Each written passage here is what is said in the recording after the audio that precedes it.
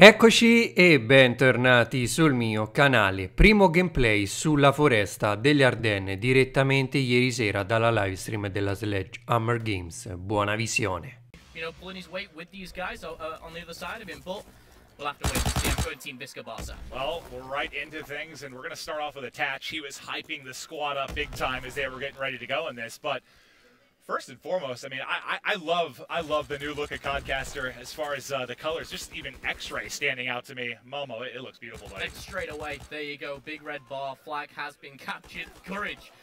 Well, not necessarily Courage himself, but Team Courage has already scored one. That's coming from Cap. But like you said, David, Cap. For me, it's just kind of, you know, having that first look at you know, potentially what can be for, you know, the rest of the year. And you know what, it looks spectacular down to, you know, the graphics, the game, just the way things are set out. Very, very excited for this one. And Ray, talk to me a little bit about maybe how this map plays, as I'm going to get back to Cap as he is yet to die. So yeah, it's like kind of a classic three-lane map. It has three main cuts, one on the rune side that goes to the center, and two on the forest side that go to the center as well. So controlling mid-map on this map specifically is super important. You control the middle lane, you control the flow of the map, you control how people are flowing through the center and across the map. So both teams are going to be really, really putting a lot of focus on that.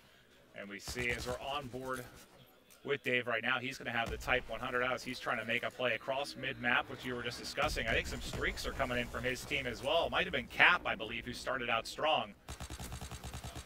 They've already got this 1-0 lead. I'm going to... Courage, when we were doing rehearsals earlier, I think Courage was like, what, averaged about 10 and 25, 10 and 30 throughout most of that? I watched him play a couple maps earlier, and they were practicing, and Courage team was having the edge. So, like, it's going to... I think Courage team might take this as much as you guys hate hearing this. Yeah. Well, they are so far. Zero, who stood out to you the most? I kind of want to talk about some of these guys came out to Sledgehammer. Remember, they played earlier. I think Cap was there. Zero, one of the guys as well. Who really stood out to you as some of the players that headed out to Sledgehammer for that first visit?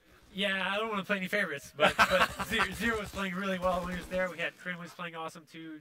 I mean, all the players there were holding their own. And I think it's a great testament to, like, kind of show, like, Boost was something for the last 3 years, but the players that were good at Boost are going to be good at Boost on the ground as well, I think. Yeah, no, I think so too. And there is another flag out. J-Cap holding on to it for now. I believe flag is out on both sides. Zero has it out for Team Visca. J-Cap for Team Courage. And I think as well, just important, you can see that minimap so clear, obviously, where that flag is going, where those players are spawning. And the great thing I want to point out is I'm just so happy to see CTF back. You know, this is a fan favorite, my very favorite. But no, the flag is not going to make it in, or is Attach going to seal the deal? Yes, he is. Visca Barca ties things up there, 1-1. Courage had a chance to go clutch there. And he almost had it. I thought he had it for a second, so it was like things were lighting up for him as we saw in the X-ray. But he wasn't able to close out the second kill. Tried to make the sneaky play, but as they get capped on, they've got a cap out. Tommy had it for a moment, but that'll be returned by Silly almost immediately. Just a couple minutes left here in the first half, but I mean, it's going to be great. I just can't wait to grind the game. It's so odd, you know. We don't know. I mean, Ray knows a lot more about it. I don't really know the strategies, the call. We haven't spent a ton of time. And just a reminder to folks at home, especially that have followed Call of Duty Esports. These are not necessarily what are going to be the competitive maps. We have not gotten a rule set. This is just a showcase. The guys having fun and, you know, showing off some competitive gameplay, but there's still a lot of work to be done with that regard. Yeah, obviously everything's up in the air.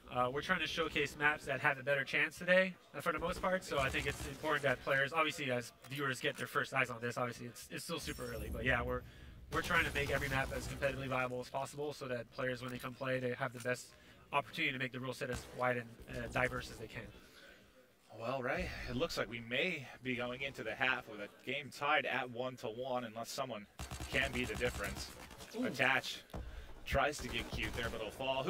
Zero, you mentioned how good he's been. He's definitely leading the way thus far. Yeah, Zero for me has really stepped up. The great thing that I think, you know, is the biggest change is how important positioning is on the map. You can't just run out into the open and, you know, take that gunfight. You've got to really work with your surroundings and, you know, really use that to your advantage. And you can see that Zero is implementing that so well. Like, kind of adding to that point, like in the last couple of games of Boost, a lot of times you see a player hold a choke point. Maybe you get a 1 kill when 2 or 3 guys push through. It's really easy to trade kills.